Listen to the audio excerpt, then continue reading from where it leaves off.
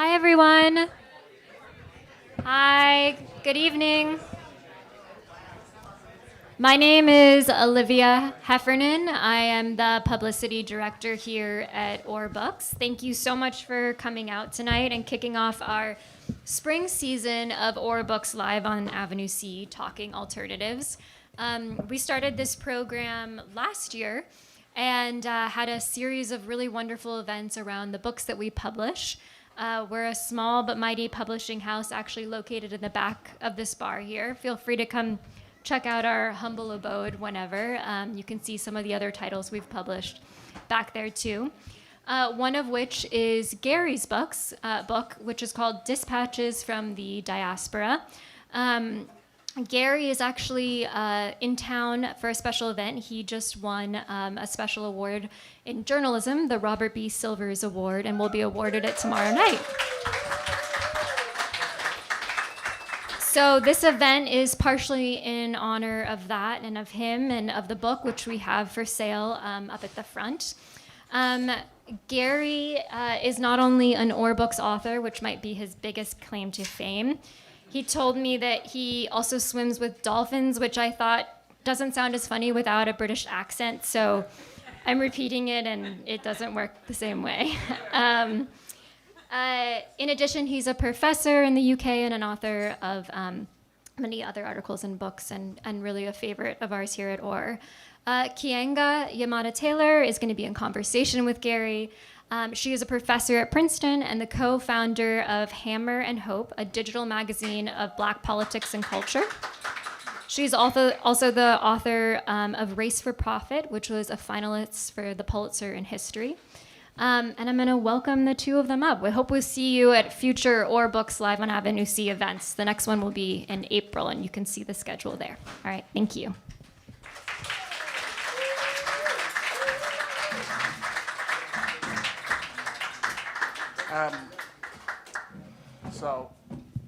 Thank you. Thank you very much, Olivia, for organizing it all and for putting up with both me and Keeanga not responding to a lot of your emails. Well, there was an email last week that was like, are you coming? I'm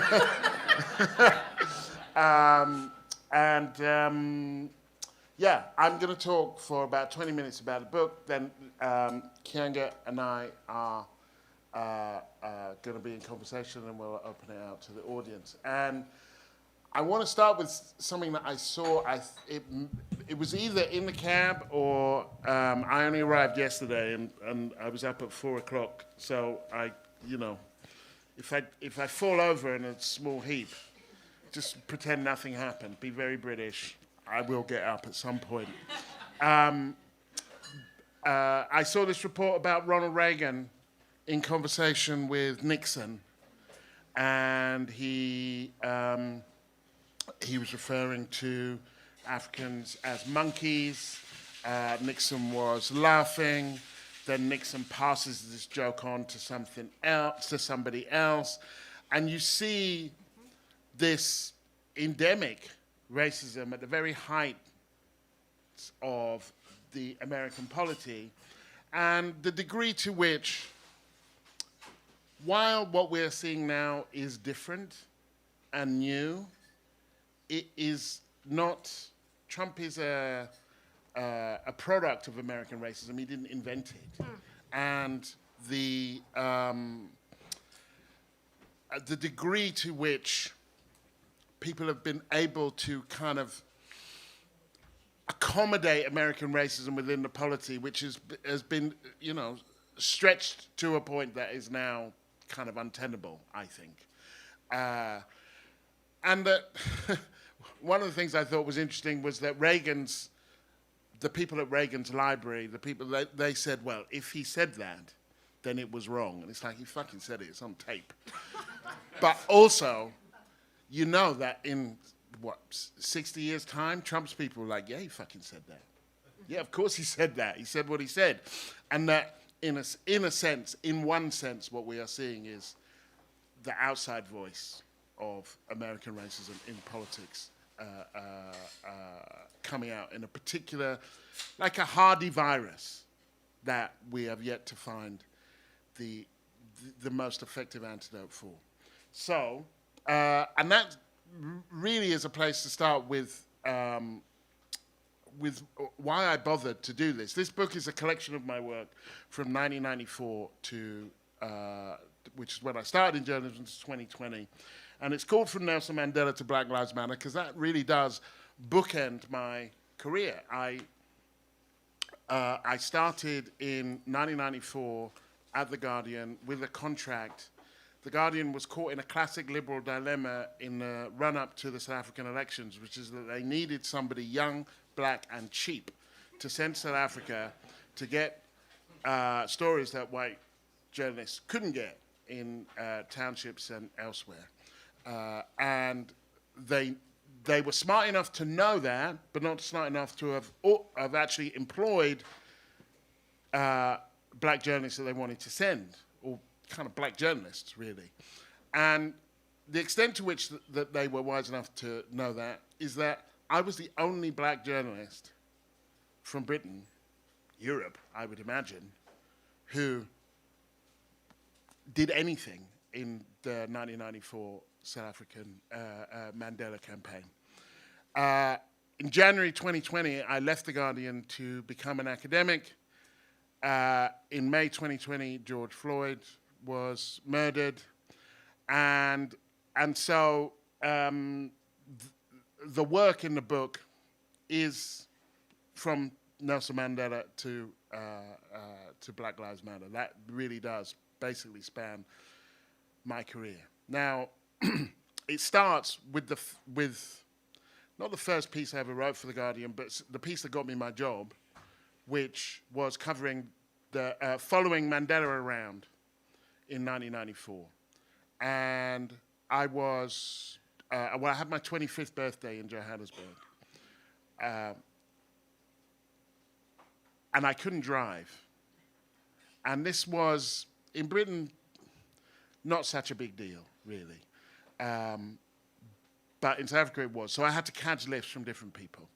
And in the process of catching lifts, at one stage, I go to a rally that Mandela is speaking at, and somebody drops me halfway back to Joburg, and they said other people are coming through. The other people that were coming through were his bodyguards. His bodyguards had studied in the Soviet Union. I had studied in the Soviet Union because I studied French and Russian. I'd been involved in the anti-apartheid movement. I'd been involved in something akin to the communist movement in Britain as a teenager, as had they. We had stuff to talk about. I was also, I made it my business to amuse them. And so I ended up stumbling into Mandela's entourage. I was, they would say, like, come along with us. They let me come along and watch them as they cased a few joints. They would sometimes have me in the car. Sometimes I would be in the stands. And so I had this incredible access, which frankly I didn't know exactly what to do with it. But I wrote this piece, and this piece got me my job. And it was an incredibly hopeful moment where, when I was in the stands, not in the entourage, people, he was always late, Mandela, and you would be in these areas where apartheid had put people. Often, there was little if no electricity. Often people had never seen him. They might have heard his voice on the radio, but had never seen him apart from on a poster. And then he was coming. And what you would see from the distance, because they were always in, godforsaken areas, was just the dust kicking up from his entourage, from his cavalcade. And then the ululations and the dancing would start, and it would be old women with no teeth, children with no shoes. They would just, the whole place would go nuts. I hadn't seen anything like it. And you could see it from a long way away. You could always see it from a long way away because they were always in remote areas. And then he would come and he would do a couple laps. And it was an incredibly moving experience. And the book is divided into 4 bits, and the first, which is called Change is Gonna Come, involves the more hopeful moments. Obama's election, the Notting Hill Carnival, and it's about the black diaspora. It's from dispatches from the black diaspora. So Europe, continental Europe, Britain, Africa, and Black America. The next chapter is called Things Fall Apart. And in that, I go back to South Africa 5 years later, and I talk to people, and we talk about the disappointments of the Mandela era. And I lived in America for 12 years. I examine like Barack Obama's legacy. I go to Zimbabwe and write about the kind of degradation of the Robert Mugabe and the leadership there, and Trayvon Martin's, the acquittal of George Zimmerman, and so on. The next bit, called Ways of Seeing, is my attempt at times to just shift the focus of how we understand what we're seeing, why we're seeing it, and some of the catches that I think are in, and the snags in our thinking. I write an essay in defense of Uncle Tom, the character, not the slur, but the character. If you've read the book, then I actually think he's a pretty decent, he's a decent individual. But also I have a problem with the slur, actually. I think that if people are wrong, they're wrong. And if they're right, they're right. And that Uncle Tom, to me, is a bit like self-hating Jew, or West Brit, which is what Irish people call Irish people who they think are too friendly to the Brits, that actually essentializing people and saying you are this kind of person and therefore you should think this, I think is a real problem. I also think that black people have the right to be as wrong and as stupid as anybody else. And it's quite an important right to defend, actually. People talk a lot about black excellence. I am a real advocate for black mediocrity. I think it's a terrible burden to feel that we have to be excellent all the time. I write about statues and why I think all of the statues, actually, we should just take them all down. Even the ones of Mandela, even they don't work. They are ugly, mostly. They venerate individuals of the collective. Statues of lived people, living people, not rode down. And then there's Bridgerton, which I have a problem with. White History Month. I do one. I'm assuming that you have all seen Boris Johnson. You know what he looks like. And so one of the articles is about let's just imagine if Boris Johnson was born a black woman, what could and couldn't have happened. And so the degree to which every single leg up he had was because of his race and his gender and his class. And then his ability to make the most appalling mistakes and get away with it. The one thing that I regret in that piece is that I didn't talk about his hair. Imagine a black woman with fucked up hair like that, getting anywhere in the world. The next one is called Express Yourself, and it's the interviews with some of the more prominent people that I've done. The one that I'm most proud of is my interview with Claudette Colvin, who was ejected from the bus before Rosa Parks. That came out in 2000. She's become a bit considerably better known now, but at the time, she was literally a footnote. There was no decent story of the civil rights movement that would not mention her. And there was none that would give her props or actually kind of just let her speak. So I spent 2 years trying to find out who this woman was, who was kicked off the bus before Rosa Parks. She was the one that they were going with. She has letters from people in Seattle. She grew up in Montgomery, working class, dark skin. She was the one. But then she got pregnant. And they just dropped her altogether. And she dropped out of history altogether. So it took me 2 years. And she was a nurse's aide in the Bronx. She's still alive. It took me 2 years to find her. But I interview Angela Davis, Maya Angelou, who I was supposed to have 45 minutes with her, and 14 hours later I roll out of her limousine, pissed out of my head. She less pissed because she could take a liquor better than me. And this starts with, we're coming back from an event that she has, a performance, and we get caught in this terrible LA traffic jam. And then she turns to her assistant, Lydia Stuckey, and she says, "Can we have some whiskey, Miss Stuckey?" She says, "Do you want ice and stuff, Miss Angelo?" And she says, "I want a little bit of ice and a lot of stuff." And it just keeps fucking coming. Stormzy, who is not as well known in America as he might be, who a brilliant grime artist, the closest, he's a rapper, that would be the closest approximation, big supporter of Jeremy Corbyn, I found him a very kind of clever and interesting guy. So, yes, Express Yourself, which is these interviews, and then finally Me, Myself, I, which are personal essays, personal reflections.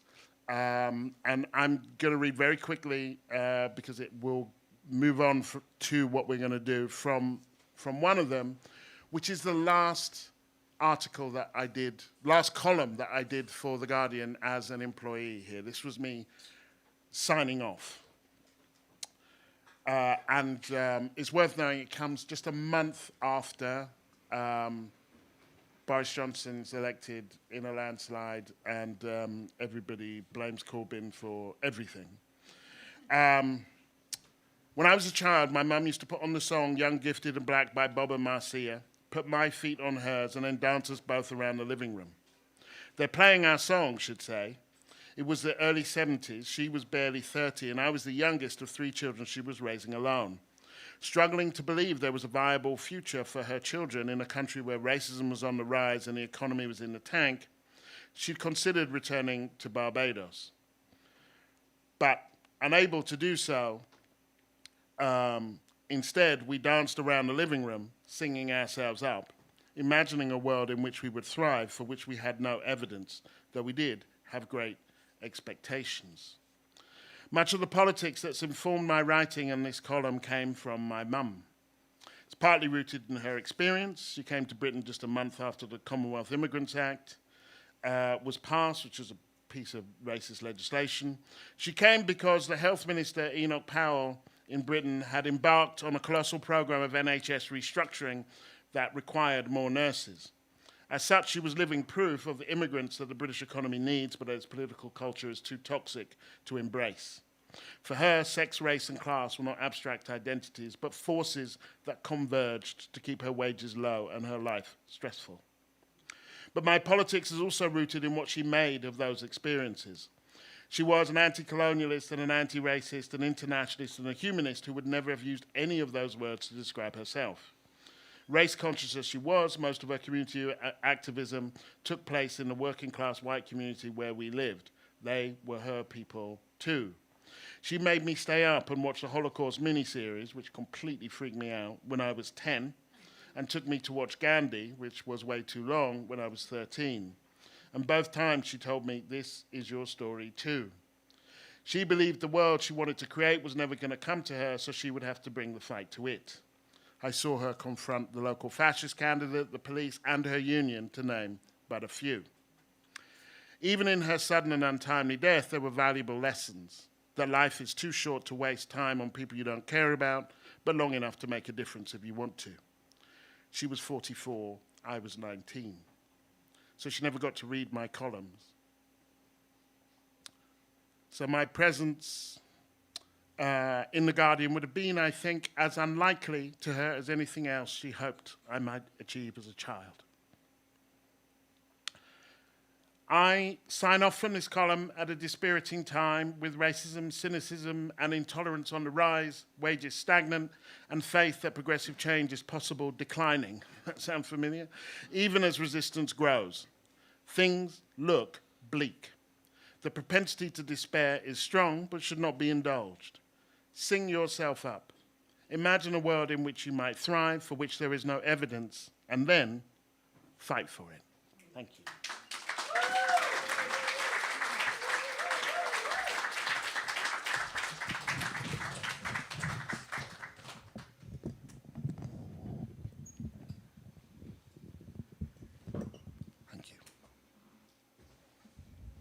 That was great. Thank you. I love the Maya Angelou story. So did I. Tell him at the end. Sorry? When she drops you off. Yeah, well, yeah, so very pissed with Maya Angelou. And she drops me off in this limo, and she, as it's pulling away, and she pokes her head out of the window, and she has the energy of a like 9-year-old girl, and she goes, "Your place is swanky. You live in a swanky place." It's just kind of just, and it's like, bye then. So that was that was the end of me, visiting one of the kind of major icons for me. Was this kind of pissed elderly woman shouting jokes out the back of a car. I've heard that story 46 times, and it's still hilarious. Gary, so let's start. I actually wanted to start with where you left off. 2015, your last column for The Guardian. Gary and I both lived in Chicago, which is where we met, and I left for the East Coast in 2014, and then you guys left in 2015. Mm-hmm.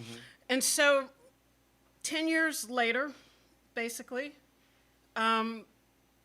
what do those words mean now? Like in the article itself, it's about really at that point, the high point of Black Lives Matter. So this is the summer of 2015, which of course is a year after the murder of Mike Brown, the fall of protests that turned Black Lives Matter, transformed it from a kind of regional protest in Ferguson, Missouri, into a national movement. There's riots in Baltimore in May. Mm-hmm. And then Dylan Roof murders 9 black people in church in South Carolina. And then Trump. Yeah. The day after Trump announced his campaign and called Mexican nationals rapists, Dylan Roof went to the church and killed people. And so 10 years, what do you make of where we have landed? Yeah, I mean, it's intriguing to me because when I left in 2015, it was... Look at these people, too. Yes. Hello. It was obvious to most that Trump couldn't win. It seemed obvious. And he was a ridiculous, he was a ridiculous figure, and no one was going to buy that. And the logic in the Republican Party was, we have to reach out to the Latinx community. If we don't, we're finished.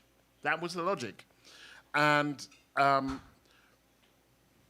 already you had seen the kind of the backlash, even though so often when these backlashes come, you think, but where was the lash? You know, and that, you know, there had been these demonstrations, there had been a rise in consciousness, but what was most intriguing to me at that moment was that there was a black president, and he was the picture on the barbershop, in the diner, but he was almost irrelevant to the conversations that were taking place around racial justice. He felt irrelevant, and to the extent to which he was relevant, he wasn't helpful. And it was also, when I left, Britain was in the European Union, you know, and this was a really kind of quite obvious thing for us, an obvious place for Britain to be. And so when I went back to Britain, people were saying to me, "Are you leaving America because of the racism?" So I was like, for fuck's sake. Yes, I'm going back to Hackney in London to avoid racism. There is no racism in Britain.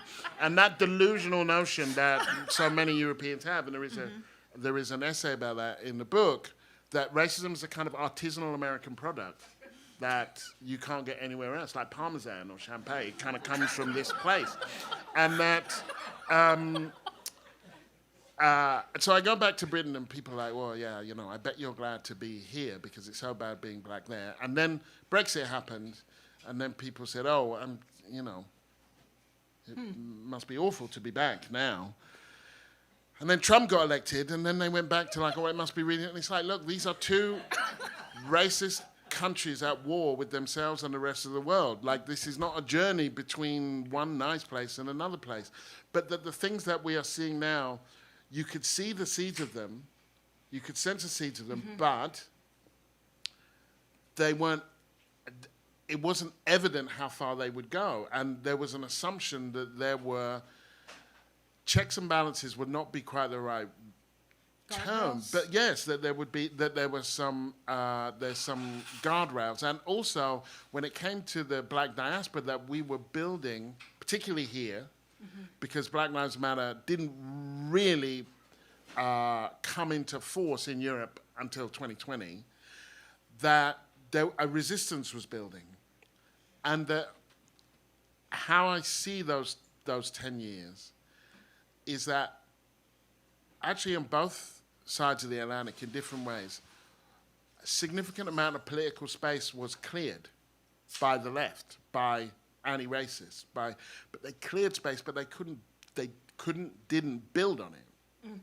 And so we have this contradiction where, on the one hand, most of the polling has been showing, and I don't know about the polling now with Trump in power, that in both countries people were more aware of racism and more convinced that it was a bad thing, let's say, and at the same time we were getting more racism. And the other thing that had happened in both countries, and elsewhere in the Western world certainly, was a different kind of resistance. Corbyn, Bernie Sanders, Die Linke in Germany. In most of Europe, there was a resurgence of the left. And so a different narrative was coming up about how we might understand the situation we were in since the 2008 crash. And we saw the political class in most of these places absolutely terrified and murder the baby in the bathtub before it could really get anywhere. And we are suffering the consequences of both of those setbacks, I think. I mean, how do you see those 10 years? I mean, I think I did a podcast thing with Astra Taylor and Naomi Klein last week, and Naomi described a scenario where we're living with a counter-revolution without actually having had the revolution. And I think that that was accurate. We had a long period of radicalization. I mean, I talked about 2008, but in rereading parts of this today, I thought about what you described, the whirlwind of your 12 years here, landing here during the war, the Iraq War, and how that war is related to a kind of deepening political cynicism that then boils over with the 2008 crisis, but also the significance of the 2008 crisis is that it helped to shift the blame away from ordinary and working class people who had been consistently blamed for 2 generations for being poor, for being marginalized, and focused it on the parasite class, the bankers and their greed and recklessness. And in many ways, that opened up or cleared the space for different kinds of formations in which Occupy Wall Street developed, but also Black Lives Matter. But, and I said this last week, that movements don't win just because they should, or because they're right, or that they have better politics. And if we don't win, the losses are tragic, and we're dealing with that now. I mean, it's also possible, I think, to win the argument and lose the politics. Do you know what I mean? I feel that, that has really happened, and I think that a critique I would make of Black Lives Matter, which would be the same critique that I would make of Occupy Wall Street. Me Too was different, but I would say about that as well, which was that these things, they burn very brightly, and they do have an impact on people's understanding, and then they fade. There's a kind of homelessness to these moments, and then they are kind of reformed. I don't know.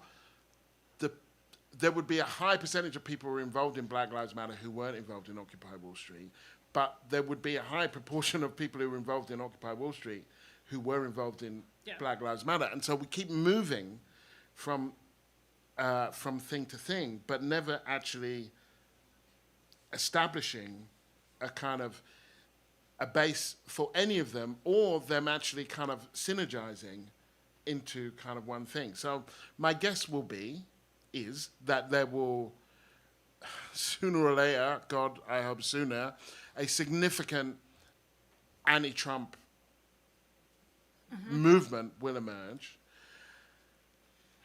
that will have echoes of the last anti-Trump movement, but won't be, we'll have none of the infrastructure, if there was any infrastructure. So you just keep on reinventing these wheels one at a time. And, you don't get very far on a unicycle. Do you know what I mean? You have to keep, you need more than one wheel. And without wanting to torture the metaphor, preferably a vehicle, it can take you somewhere. Yeah. So, I wonder if you could talk some about your experiences with fascism and anti-fascism in Europe. I was saying earlier before that you have this essay where you write about the growth of parliamentarian fascism in Europe in the late 20th century, so 98, 99, and it's sort of woven into the daily politics of daily life.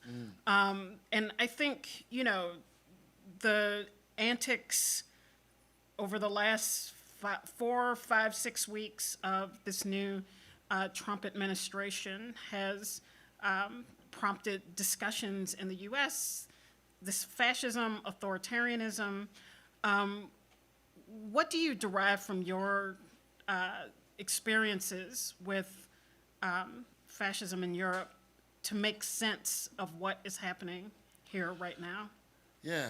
So in the book, I make a trip around Europe in 1998, and I think to really get this, you have to know I studied French and Russian. That was what my degree was in, which is how comes I'd studied in the Soviet Union, as per the previous story about Mandela's bodyguards. And in 1984, I go to it's the Dordogne in France, in southwest France.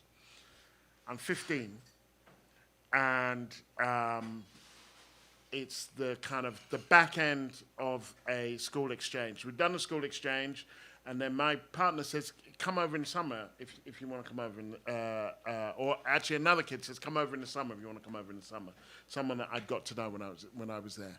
So I come over, and cut a very long story short, I'm kicked out of the house at 15 by his dad, who is a fascist. Which is a surprise to this kid as well. Not that his dad he just didn't think his dad would go that far. And I have to spend the rest of my holiday as a 15-year-old. He comes in a room with a tent, and he says, "We have a problem," and he's been crying. And then we take the walk to the campsite, and I have to wait at the campsite till my mum can send me some money so that I can pay for the campsite, because I hadn't assumed that I would need that, and for the food, and then kind of come back. This was the year that the Front National, I think, got about 8%. And it was like, oh my God. And, Europe was, this is terrible. But it seemed like an aberration. By the time I make this trip, there are fascist parties getting 10, 12% around Europe. We are now at a stage where they're in government, they are in power in Italy. They came second in Germany, just at the end of the weekend. But in that piece, in 1998, I say fascism is once again a mainstream ideology in Europe, which in historical terms did not take that long between the camps, like 50 years. And they're like, what? Yeah, okay, so we're fascist, and it's like, but you tried that. It didn't work. Or to the extent to which it did work, it wasn't good. And my reading of Europe, and this is in another essay in there, is that the key differences with America are that the worst of our most egregious anti-black racism took place somewhere else. Mm-hmm. In Ghana, in India, wherever. And the best of our civil rights movements, the most robust, took place somewhere else. And so there is an implausible deniability that Europeans have around where they've been and what they've done. In 1948, the year that the Windrush boat came to Britain with, it was a historical moment. It wasn't Plymouth Rock, because they weren't genocidal. They were Jamaican servicemen coming to Britain for work, and it's seen as the beginning of post-colonial migration. And there is an aphorism by late British radical Sivanandan explaining immigration. He says, "But we are here because you were there." But of course, if you didn't know that you were there, then how do you understand why we're here? So in that same year, in 1948, there was a poll done by the Colonial Office, and it found that half of British people could not name a single colony. This at a time when it ran much of Africa, most of the Caribbean, and a significant part of Asia. Half of British people couldn't name a single colony. One person said Lincolnshire, which if anybody knows anything about Britain, is really mental. That is like Americans saying, isn't Idaho a territory or something? I mean, it's mental. And so there has always been this kind of capacity. And in a way, this isn't a boast, it's just a reality. We had the first Trump, which was Berlusconi, a very rich man who was absolutely shameless. Totally. Sexual predator, sexually incontinent, ridiculous hair, orange face, just too much time on a tanning bed. who completely looted the country and undermined its democratic institutions, got into lots of legal trouble, and was still elected. And then we kind of, we had a few versions of that with Le Pen and so on. But it's now kind of, and so when Trump comes along, particularly the second time, he is painfully familiar. Actually, in some ways, this go around, he's somewhat behind the curve. That we've had elections over the last couple of years in Holland, in Austria, in places where fascists have topped the poll. They don't always win the election because we have proportional representation, but they've topped the poll. And they are finding themselves in each other. So Elon Musk, AFD, he called the AFD to congratulate them. They've had a great Make Europe Great Again conference, which, as you said earlier, when are they talking about? And I have this image of them. It's probably Bridgerton, There's probably big wigs and dress codes. And so this moment that America's having is a global moment, which in all sorts of ways, you can have Geert Wilders in Holland or the True Finns in Finland or Nigel Farage, who's this kind of like a drunk uncle at a barbecue, British racist guy who runs Reform Party and spends most of his time here, actually. But American power is different. That Americans aren't saying, look at what those Finns are doing. We should do that.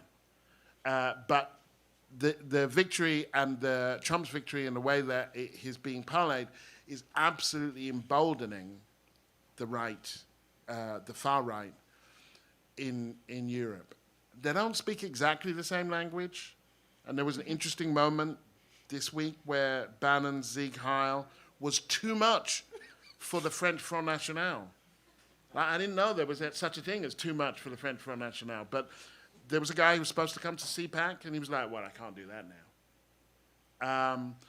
But in all sorts of ways, particularly around migration and Islam, they are kissing cousins.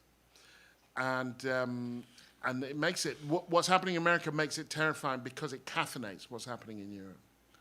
And conversely, the institutionalized opposition, what do you think, how do you explain the utter ineptitude, the just disgusting patheticness, the just... You're trying to think of something bad enough. The Democrats are so bad, we have lost the capacity of language to describe whatever that is. Yeah, and I mean, it's infuriating, and this is also a theme, right? So the right and the far right come in Germany on the back of the Social Democrats. Right. At the moment in Britain, Labour won. They won with less votes than Corbyn got when Corbyn went down in flames, but they won. And now the Reform Party, which is the Nigel Farage character, is outpolling them. So we are in, and this speaks to the point we were talking about earlier about this left resurgence that was crushed. Yeah. And you see that these people, they stand for power, but very little else. And so it's not like they had a response. It's not like they had an idea to confront. Honestly, if you were in Britain during the Corbyn period, it was a pretty milquetoast social democratic agenda was what he was suggesting. But that was too much. And it had to be not just stopped, but traduced, maligned, murdered. And anybody who was associated with it, it was a very interesting kind of moment to be a journalist because just to not trash Corbyn was enough to have to fight for your credibility. Just to not trash him. And let alone to say, even he might have a point here, about X, Y, or Z. And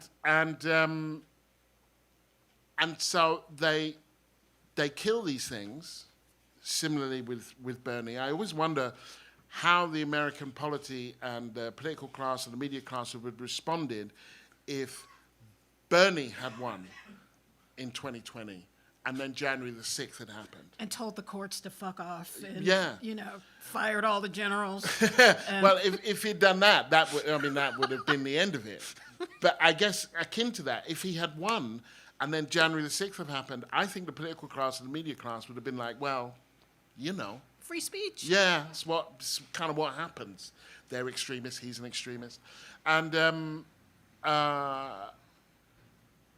so they defanged what was a kind of energetic, plausible opposition, but replaced it with nothing. And actually, what they've done, certainly in Britain, I think here, they've either been paralysed, which it feels like they have been here, or in Britain where they're just chasing them.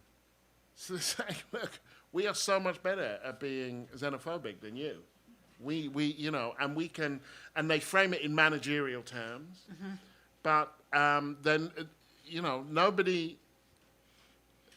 nobody speaks up. And this is the point I was making about my mum and the economy and so on, is that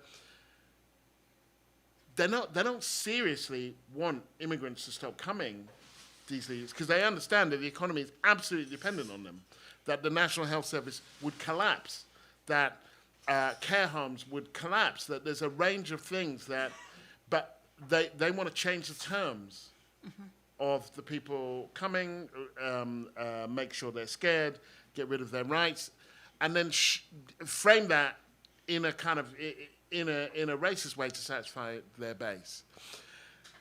And there are really some uncomplicated arguments about this that just aren't being made, and that have left them with a kind of a free rein. And honestly, I look at America in particular, and what the Trump stuff,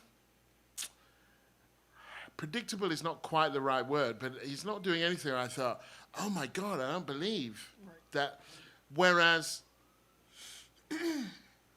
the idea that this mainstream center party, which called him a fascist just a couple of months ago, is now like, well, what are you going to do? Welcome home. Yeah, what are you going to do? And I'm intrigued as to the response to Trump last time from abroad. They're coming to get me. Last time I was supposed to do an event in this space, I was not allowed in the country, which may or may not have been related to the fact, even though it was before October the 7th, that I was also then going to go on and do a pro-Palestinian event. So you never know. There seemed to be more of a vigorous response in the immediate wake to Trump's election in 2016. And abroad, I haven't seen that yet. So what response is there, and where will it come from, do you think? Yeah, it's definitely, I mean, if you remember 2017 when Trump was inaugurated, I mean, there were tens of thousands of people in the Capitol in Washington, D.C., but I think somewhere 3 million, more than 3 million mobilized in marches across the country, and then there were international demonstrations as well. And so there hasn't been anything like that. I think there are different dynamics. I think that he won the election. He won the Electoral College. He won the popular vote, not by the landslide that the Republicans continued to say that he did, but he won. I think there's also a level of exhaustion. I mean, the Trump administration, there are two features, lasting features of that. One is the kind of venal corruption and all of the antics associated with Trump.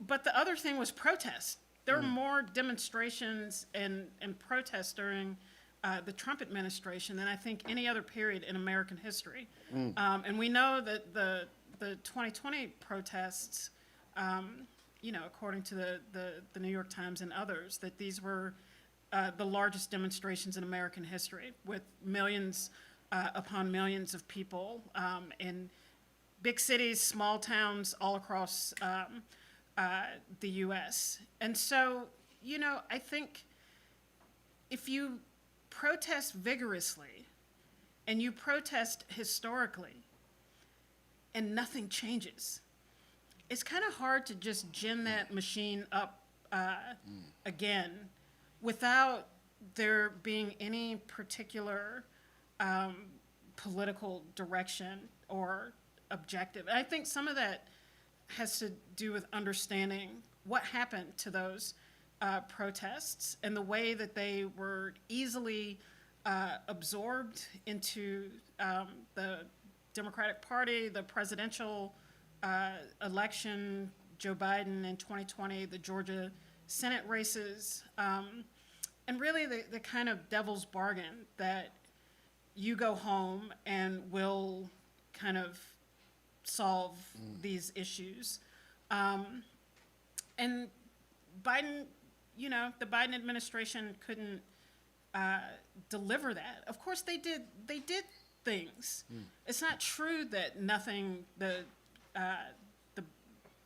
Democrats, Biden did nothing in office, but relative to the scale of crisis that had been exposed by COVID and that had been exposed by the kind of brutal lynching of George Floyd, it wasn't enough.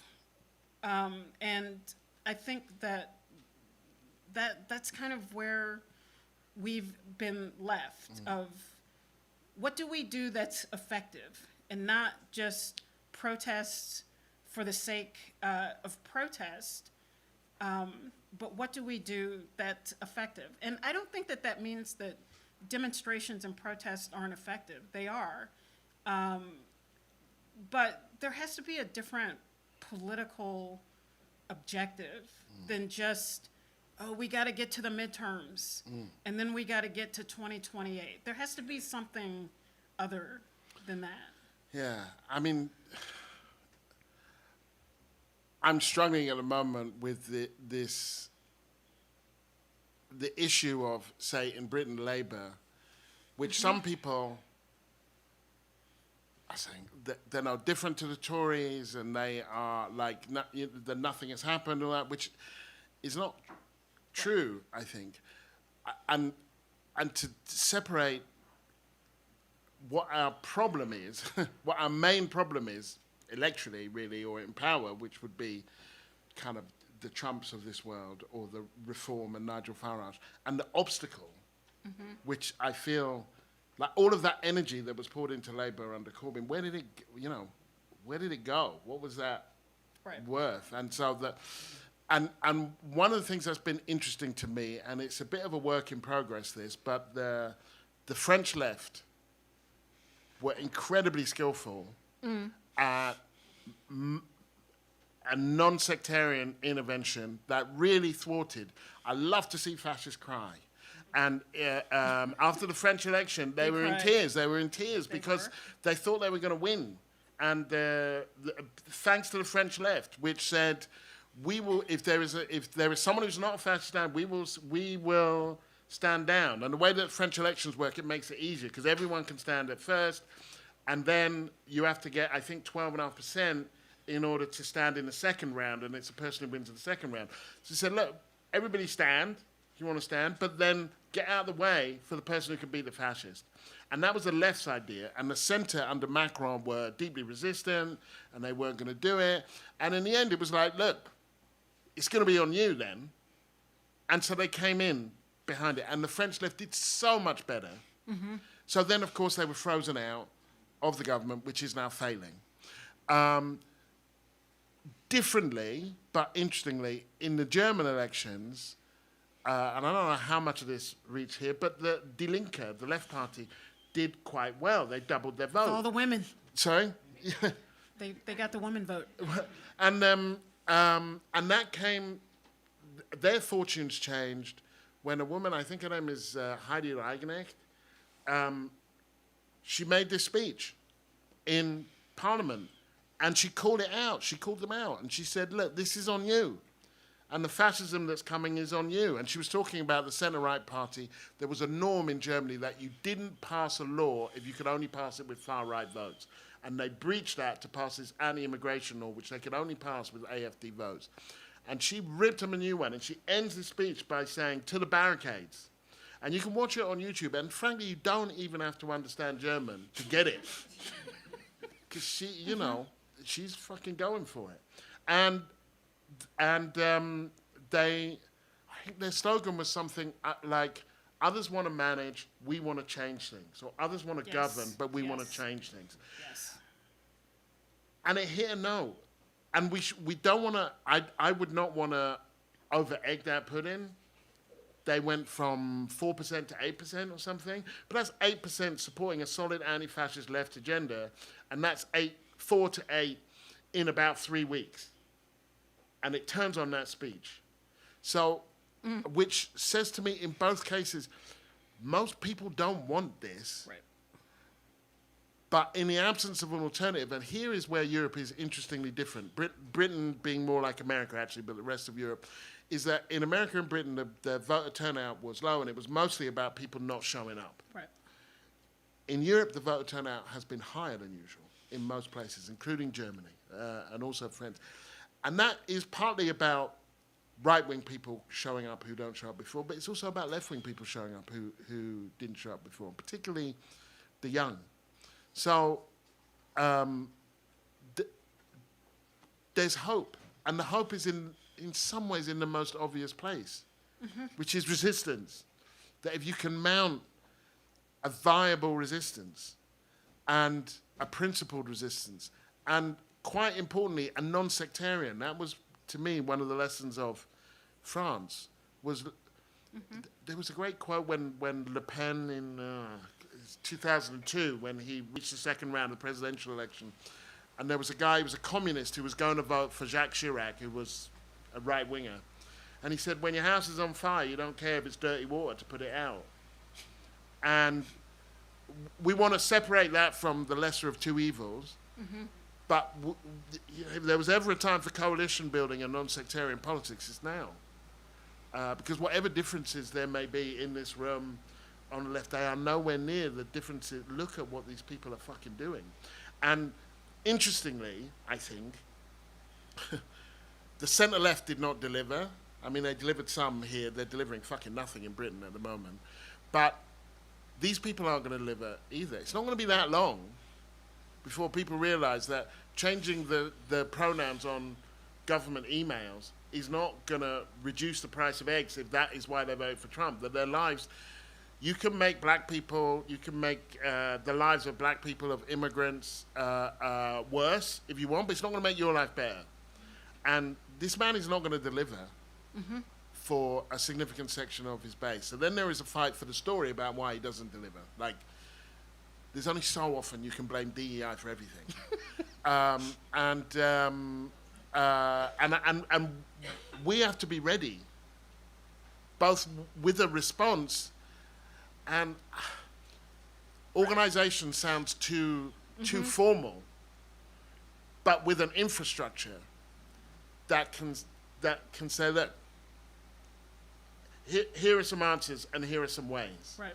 And we're nowhere near that yet, certainly in Britain. But I do think that you are seeing elements of it, France and Germany being examples of places that are showing the way. I do think that one of the things that has developed in the last week or so is that a lot of these Congress people, representatives, have gone back to their districts and had town hall meetings. And people, have shown up angry. You've got there are all these great clips of older people, who are shouting down these congressional representatives, but also some of the authoritarianism. I know at one of these town hall meetings, and I think it was Coeur d'Alene in Idaho, these security people, who aren't even cops, wrestled this woman out of the meeting because the Republican rep didn't like her question, and so that went viral, and so there are these different, I don't know the degree to which it's coordinated or organized, but it is kind of this like outpouring of both representatives, but also federal workers who there have been organized protests. So I think the elements of an opposition are there. It's like, what are the strands that actually pull it together into a kind of self-aware and self-conscious opposition that is explicitly trying to become bigger, but then has political objectives that go beyond an election. So, I do think that the elements are there. And I feel like one urgent part of that is to kind of keep it away from the Democratic Party and its priorities. Yes. That, like, not, vote Democrat, don't vote Democrat, that I don't care about particularly. But that in terms of crushing the energy and the hope, the last thing we want is like, yes, that is a very good point. And in 2022, or whenever, 2026, I will make that point. Yes. I will make the point. So you just hang on in there with your no job and your kid in the cage, and send me $5. This is your contribution to the resistance, is by direct debit. That we can't. It hasn't worked, and it's not like it was a surprise that it hasn't worked. But now it hasn't worked. Can we please move on to something that is effective and as big as it might be? Should we open it up? No. No. Because I have another question, Okay, and then for the few minutes that are left, we can take one. Yeah. The last time I saw Gary was in Chicago for Christmas. We played laser tag. We played laser tag with the kids. Yeah, with the kids won. It wasn't a fair fight. Okay, I do want to ask you about diasporic politics. What's going on with black people around the world? Yeah, and all this right-wing nonsense. Just tell us about the black world. Okay, we got a few minutes. So here was an interesting thing that I was involved in. 1884, there was a Berlin conference. This is relevant to your question, I swear. 1884, there was a Berlin conference. So as a 140th anniversary of this conference, and a Berlin conference was where they carved up Africa. Yeah. They say, okay. I mean, it was a lot of it was already taken. But it's like, right, we're going to draw these borders. We're all going to agree. Like it was like a group of thieves sitting down and just making sure that everybody had the right cut. And 104 years later, on the anniversary of the conference, this group in Germany, the Koloniale, had a conference which was a descendant of this disaster. So I was representing Britain. There were people from the Congo, from Namibia, from Rwanda, from across the world, and other black Europeans, Austria and elsewhere. And one of the interesting things to me, this would have been 2 weeks after Trump, something like that, Trump's victory, was it didn't come up. And the reason, I mean, it's difficult when things don't come up, then you are left interpreting why they didn't come up, right? Because they didn't come up. But I think that what they had seen from America was like, well, and I'd be interested to know now with US aid and all that kind of stuff what they would say now, but was like, yeah, we can see it's a big deal for them, but they've been fucking us for years. And this is not kind of, that was my interpretation. This is a difficult moment for America. We can see that, but actually in terms of the trajectory of our lives, well, you know, they weren't doing much for us. Actually, what they were doing was really terrible. And they talked about how Europe was expanding its borders, so making African countries enforce Europe's borders.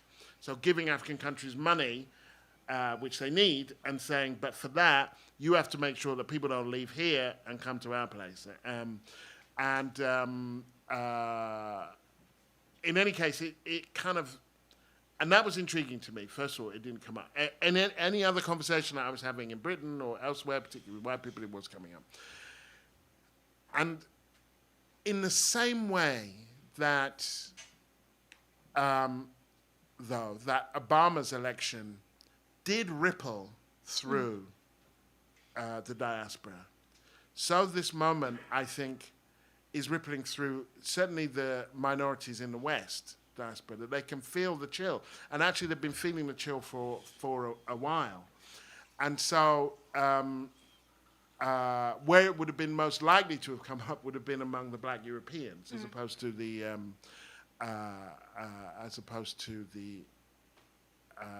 Africans. And that there has also been, and this speaks to, a kind of dislocation between the developing and the developed world, which black people are involved in that dislocation. So in Britain, the leader of our Conservative Party is a black woman called Kemi Badenoch. The Conservative Party are, at the moment, at their most racist, at their most awful. She's talking about kind of, not all cultures are equal. Some are, some are diminished. They have talked about flying legitimate refugees. Not that it would matter if you weren't, but flying them to Rwanda was their policy. That they'd done a deal with the Rwandan government to fly refugees to Rwanda. And that is often, and I found this often in America with African Americans, I found it a tricky conversation. The notion that you might be both oppressed at home and be privileged globally was often not a comfortable conversation. It's a slightly easier conversation in Europe because mostly our relationship to the developing world is more recent because we are more recent immigrants. So we will have aunties and uncles or grandparents or something who are in Ghana or Nigeria or the Caribbean in my case. So that offers a different kind of potential. But I guess that it feels to me like there was the 60s being the high point of this, there was a moment at which the black diaspora was having the same conversation. How do we get the vote? How do we get equality? How do we get these people off our backs? That was when Fidel Castro goes to Harlem and stays in the Theresa Hotel. And at that UN summit, only 13 countries vote for colonialism. Of course, Britain and America being two of them, either voting for it or abstaining on fucking racial tyranny. And since then, there has been a slow and logical kind of divergence, but I think it's become quite acute. And so I would say mostly that there is. There are meaningful ways in which you could talk about a diaspora, I think, but that diaspora's interests and experiences are becoming so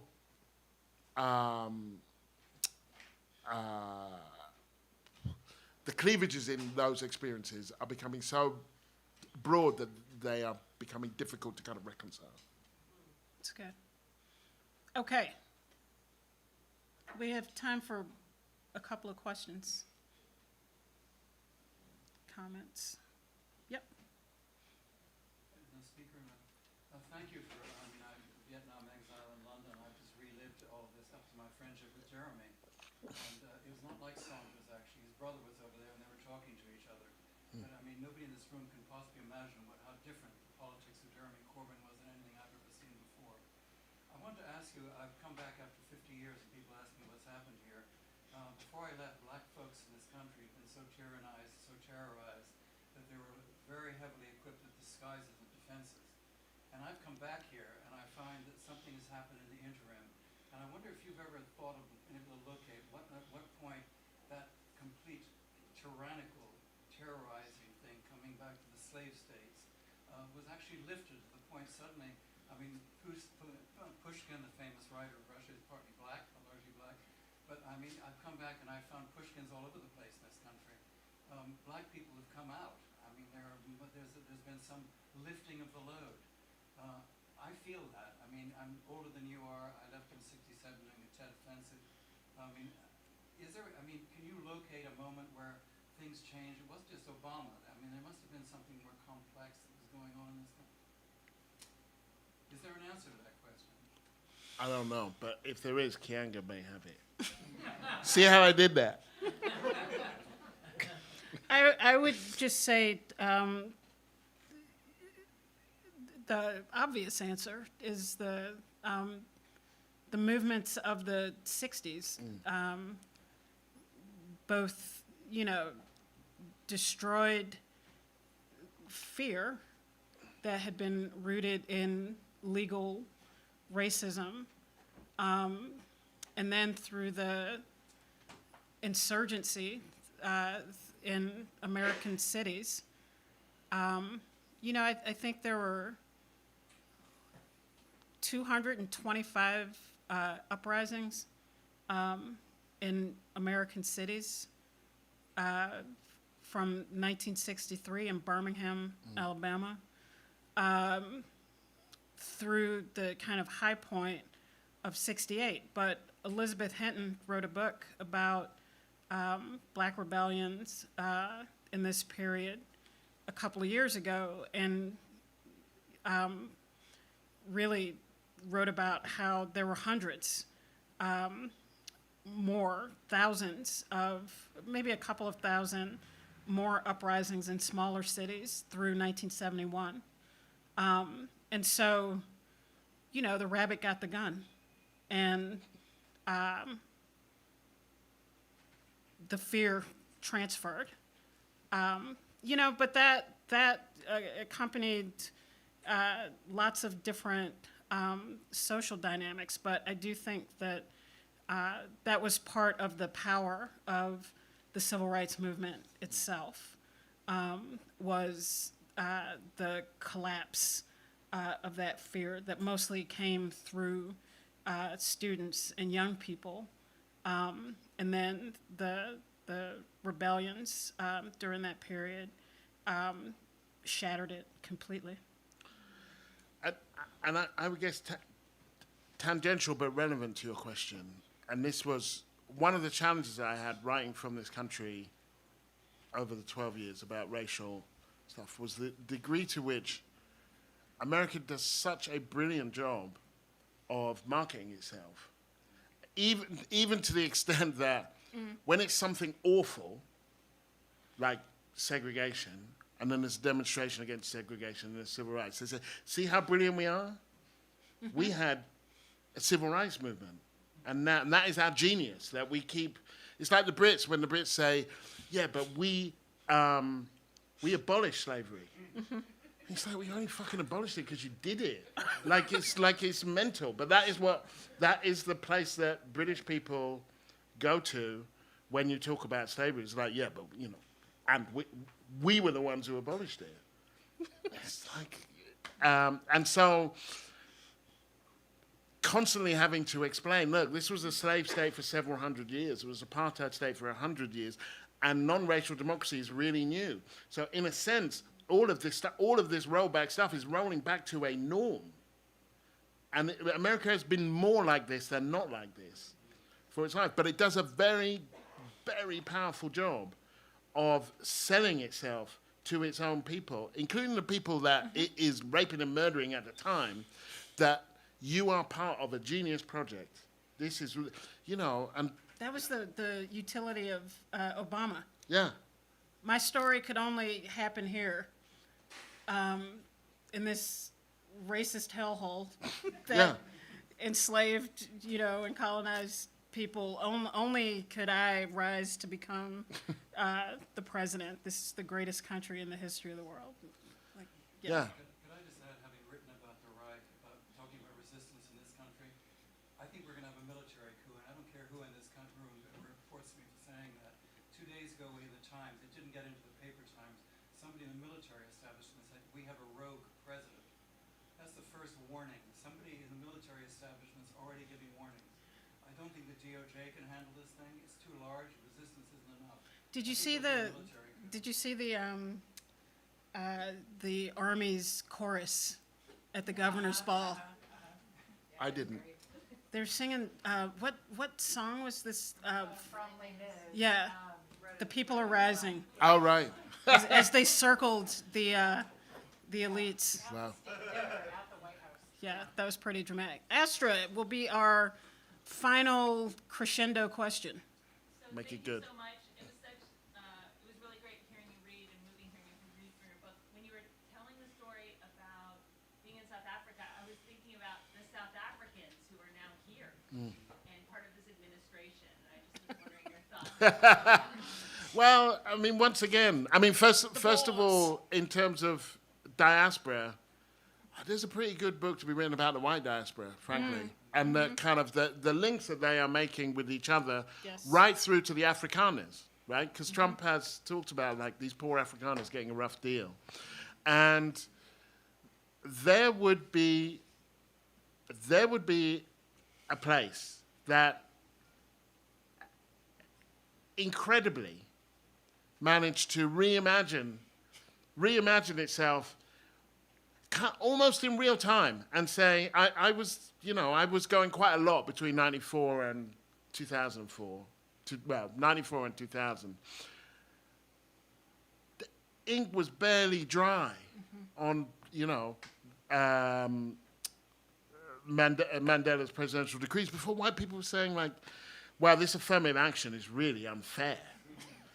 And that kind of, black people getting our jobs and so on, and the fear that engulfed him, and Elon Musk is a product of this, and it's intriguing to me, and I don't want to essentialize this stuff at all, but I do.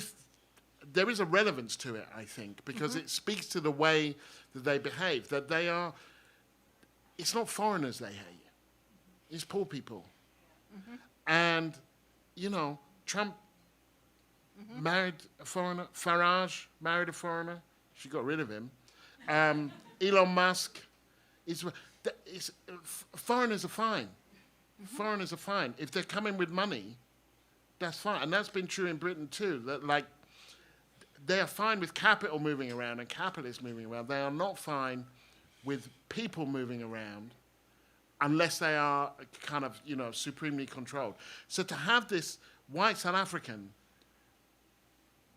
trying to lecture people about democracy and talking about fairness and talking about DEI as though he's not a product of the most vicious DEI that managed to make it into the late 20th century is kind of stunning. And frankly, I think that because there is more should be made of it, actually. And I think because there is less global interest here, the fact that this is coming from a white South African is not fully, it's not that nobody's talking about it, but it's not fully kind of teased out in terms of where he would like to take this stuff, because that's what he grew up with. That's what he that's what he understands. And that's the kind of, I haven't seen Elon Musk talk about South African politics and what he thinks of Mandela and so on. My guess would be that because Mandela was canonized and now he's dead, he will say, well, that was a wonderful thing. And now, obviously, they're doing it all wrong, and it's all, and it's all terrible, and so on. And that slightly, I have to say, speaks to us and the stories that we tell. If we go around telling the story that Obama's election is the second coming, and then nothing happens, if we talk about the politics of representation in a way that means that then you could put any old black person in there and say, well, that's progress, then we get what's coming.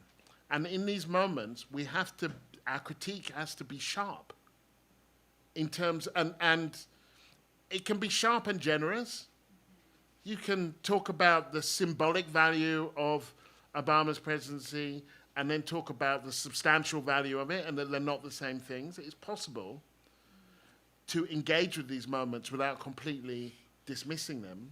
It's possible to talk about how important Mandela was as a political figure and the deal that he made with global capital being a deal that was insufficient, that these conversations are possible, but that if we don't have them, if we just say, yes, this is wonderful, everything about this is wonderful, then it comes back and it bites us in the arse in a terrible way, because then people say, well, that is progress.